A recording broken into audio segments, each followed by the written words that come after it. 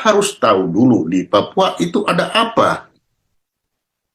Nah, kalau di Papua tidak jelas, ya sudah, tidak akan pernah jelas.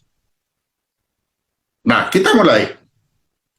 Kalau kita mau, sebenarnya yang ingin dilihat itu apa? Kok tentara ini mati terus? Lalu urusannya apa? Urusan tentara ini. Kalau kita mau konsekuen, selama ini kita bilang kelompok kriminal bersenjata itu.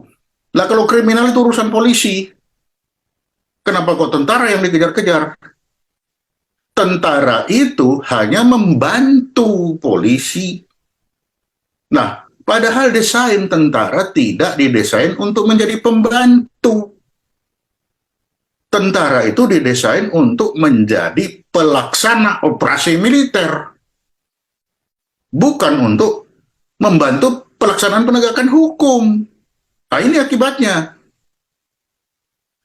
Kalau kita sudah dia jadi pembantu penegakan hukum, ya jadi linglung. Ketika linglung ditembak, ya ini buktinya kan satu persatu mati.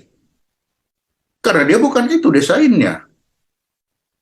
Kita cek, KKB, kelompok kriminal bersenjata. Kriminal pasti penegakan hukum. KST, kelompok separatis teroris. Ketika berbicara teroris, yang berlaku adalah Undang-Undang Teroris. Undang-Undang nomor 5 2018. Lagi-lagi itu penegakan hukum. Ya kan? Kalau kita berbicara separatis, separatis itu ada dua. Separatis lewat jalur politik, sama separatis dengan mengangkat senjata. Kalau lewat jalur politik, Papua sudah pernah diberikan kesempatan dengan namanya referendum, PPRA. Kalau dia mau mengangkat senjata, maka yang angkat senjata itu disebut pemberontak bersenjata. Kan itu. Kalau dia pemberontak bersenjata, maka itu adalah tugas TNI. Di mana kita baca pasal 7 ayat 2 Undang-Undang 34 2004. Salah satu tugasnya itu adalah mengatasi pemberontakan bersenjata. Tapi jangan lupa ada ayat 3 diatur bahwa untuk melaksanakan itu harus berdasarkan kebijakan dan keputusan politik negara.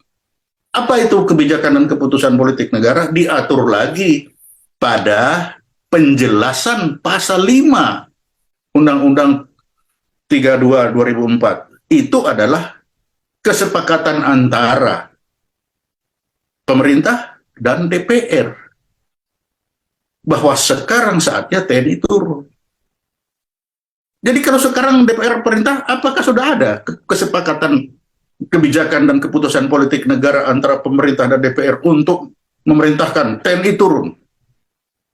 Untuk menghadapi apa? Jangan lupa, TNI turun itu untuk menghadapi pemberontakan bersenjata. Presiden juga bilang, oh sudah perintahkan. Pasal 18 Undang-Undang 34 2004 mengatur Presiden dapat memerintahkan TNI. Dalam apa? Menghadapi ancaman militer atau ancaman bersenjata. Sama saja itu pemberontakan bersenjata. Jadi kalau Presiden memerintahkan TNI untuk membantu Polri, ya salah lagi. Kenapa enggak Polri aja taruh di depan? TNI tarik pulang aja, nggak usah. Karena apa? Jadi linglung dia untuk membantu, untuk melaksanakan penegakan hukum. Itu yang terjadi sekarang.